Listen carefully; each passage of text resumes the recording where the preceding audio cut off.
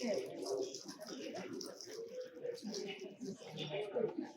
they want me to stand still, which is difficult for me with my attention deficit. I like that. So I was at a function last week with presentation and the moderator, and before it started, I tell him about speaking. I said, you know, you have to prepare yourself, and because you don't want to read a speech, because people can't follow you when you read a speech. You need to be able to just deliver it. He pulled it. What he was going to say out of his pocket, he said, well, I can't do that. I'm going to read it. So anyway, well, thank you so much. It's such a thrill for me. I can't tell you how excited I am to see everybody. I don't do much anymore. I'm 81, almost 82, feel great. And I just want you to know, I do have a wife. She never, I don't know if she's been in our office in 25 years. And, but she's proud of what we do. And the two of us wish all of you, and Dallas, I understand Dallas is getting this too, a very Merry Christmas, Happy New Year, or you could say Happy Holidays. Or I wrote this guy in France this week, and I said, well, Lynn and I wish you peace and quiet during these very hectic times. Because holidays are hectic. So anyway, so we wish you that, and whatever, however you like it expressed to you, we hope you have some peace and quiet, because I crave peace and quiet now in my older years. So, you know, you think there and you say, what can I say that I haven't already said many times? But I'm sure there are people here that weren't here last year. So they need to hear it from me every year, and you all had to suffer through it. You know, I got started with 6 units, and a lot of people, most of you know that, and then 22, then 45, then 71, then 116, then 246. And I was like, I was a lawyer. I guess I should have been practicing law, but I just love finding a place that was mismanaged. And I'd sit there and say, you know, we can clean this up and we can fix it up, and we'll be able to attract better people, and in 4 or 5 years, the property will be worth more money. So that's been our goal, and it's always been our goal. 50 years now, close to 51. I was 31 when I bought the 6 units for $60,000. So at any rate, I'm a very meticulous person in my own personal behavior, and I like to do things right. And I believe in doing it right the first time and don't put a Band-Aid on it. And if you come across an air conditioner that's broken and it's 30 years old, just replace it, because it's going to be broken again and again and again. So that's on the operations side and management side. What I learned that's so critical is, what do people want? If you're a customer, if we have customers, what do they want? If you ask them, they say, well, we really like a place that's clean. Okay, I got that. And we really like quiet. Okay, we got that. And we really like to have maintenance if something breaks. We got that. So clean, quiet, well-maintained became my passion. And it took 20 years to get it done consistently. And I'm sure Becky and everybody would say it's still a challenge to get clean, quiet, well-maintained. And everyone else in the apartment business is always after you to rent in the apartments that are vacant. That's not how we think. And they rent to anybody. And what happens when you rent to someone that's not going to obey by our rules and our standards and be respectful of their neighbors and that? You're going to have 5 or 6 people leave. Okay, so you haven't solved the vacancy problem. You rented 1 apartment and chased 5 more out. Because for some reason, people are afraid to come to the office and say, so-and-so is playing this wild, loud music, you know, at 2 o'clock in the morning or something, or 4 o'clock in the afternoon. And that person needs to go live somewhere else and not chase 5 other people out. So that's our basic philosophy, and talking to many of you here today and how much you enjoy those standards. So not only do we collect the kind of residents that you'd want to live next door to, but we also collect the kind of associates you people do. So we collect the kind of people that have worked for other people, that don't pay their bills on time, don't treat their people with respect and kindness. And we collect the right kinds of people. I mean, I could read people, and everyone that I've talked to and I've watched and see you, I can tell. I mean, most human beings can tell about another person in 5 seconds. And so I'll be going home with goosebumps here this afternoon. And I just want you to know how proud I am of what all of you do and what Dallas does. But I want to talk about something else here. You know, I'm asked to give speeches now and then, and they want to know, you know, how do you get rich? And anybody that's their goal, they'll never do that. It's you invest in something and you want to make it as good as it can be, and you just keep doing it and keep doing it. And so when I give a little talk, I say, what are your goals in life? What do you want to be in life? Do you want to be feel badly about yourself and dishonest and lying and all that stuff? I tell the story, as most of you have been with me know, that we're major contributors to Mercy Ship. Mercy Ship is a hospital on water, and it docks in these devastatingly poor African countries and gives people free medical service to anybody that needs it. I was there in June in Senegal, and there was a mother that had about a 8-week-old, 9-week-old baby with a cleft palate. Now in the United States and other industrialized countries, that would be fixed as soon as the right time is to do that. But in Africa, there is no medical.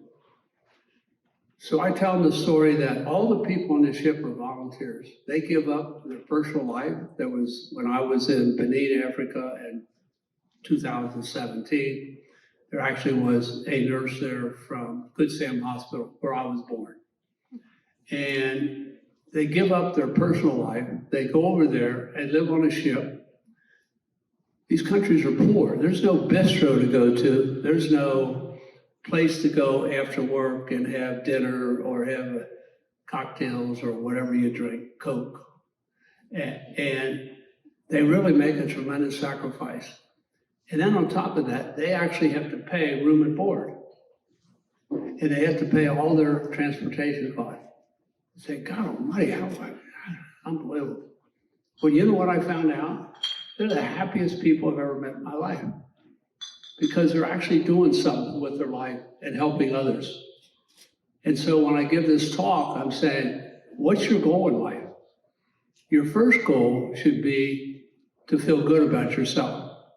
And you can't feel good about yourself if you're cheating and conniving. You know, I was young and a lawyer, and I didn't have many units, and once a month there'd be a dinner with apartment owners, and I was small fry, and I hear these guys talking about how you can screw the residents out of their security deposit. And I'm thinking, what? Why would you do that? It's so blatantly dishonest. Well, that's not a way to feel good about yourself. So I just right then and there said, I'm not doing that. If they deserve your deposit back, give it to them. And because, you know, you eventually get a reputation if you live at a Fath property. They're going to be honest with you, they're going to be straight up with you, they're going to take care of things and stuff like that. So the first goal of everyone in this room and everybody should be, what can I do to make myself feel good about myself? And the more time you spend on yourself, the less happy you're going to be. The more you spend on, you don't have to go to Africa and be a missionary. You can just do your job and know that you're providing people with clean, quiet, well-maintained place. And that should be your goal. And I can tell by looking at all of you, you all buy into that. Because I can't make you be something you're not. You either believe what we're selling, believe the way we operate, or not. I mean, I talked to numerous mechanics here, maintenance people here, and they told me they liked the way we fix things the right way. We do everything the right way. What's in the best interest of our customers, not what's in the best interest of Harry. And, money comes to you if you apply yourself in life and if you enjoy what you do. And nobody starts out to end up where I am right now. I'm humbled by the whole thing. And I just love doing deals. I love fixing things up. I loved playing Monopoly when I was a kid. I love building things. We'd go in the woods and we'd build forts and that. So that's in my genes. I just like doing that. And here we're doing this. So then you end up and you have more money than you need for your basic. Linda and I have lived on the same street for 50 years. Our cottage up in Michigan, we've had 42 years. And our home in the desert, we've had 23 years. So this excess money, what are you going to do with it? And we've decided that instead of giving money to 20, 30 organizations every year, we decided to pull it together. I heard Warren Buffett on 60 Minutes one night about 7, 8 years ago saying, if you have some money, pull it all together and do something for an organization that's a game changer, that's transformative. And Linda and we're the largest donor to Mercy Ships.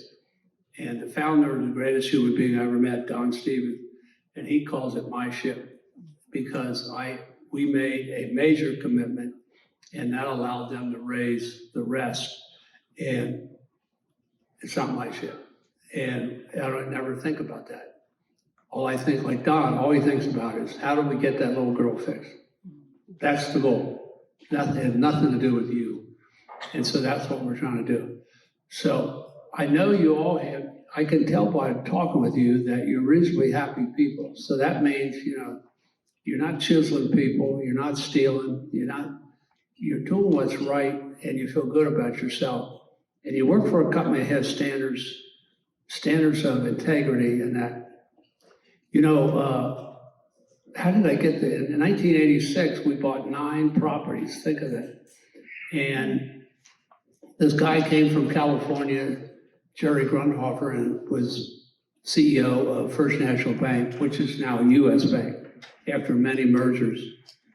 And he happens to belong to the same club we belong to in the desert. And when I'm with another person and Jerry comes up, he said, Harry's the greatest customer we ever had. I said, what are you talking about? You're a gigantic corporation. He said, well, Harry's the only customer we have that gave us an honest financial statement. Now think about that. So when you go to a bank and you have an idea and say, I'd like to buy this property and I'd like you to lend me $11 million and here's what we're going to do with it, and it then goes to the credit committee and you never know who's on that and they decide whether to lend you the money. I started getting everything I asked for. And it turns out Jerry said, I told them, Harry's honest and he knows what he's doing, give him the money. So every proposal I made, they gave me the money. And I was a wild man. And then I saw something, I said, I can do that. And everyone's telling you, slow up, stop, this, that, and everything else. The good news is I don't have to paint apartments anymore. And I don't get a call in the middle of the night to unstuff a toilet, which I had all that stuff started out. I didn't have anybody.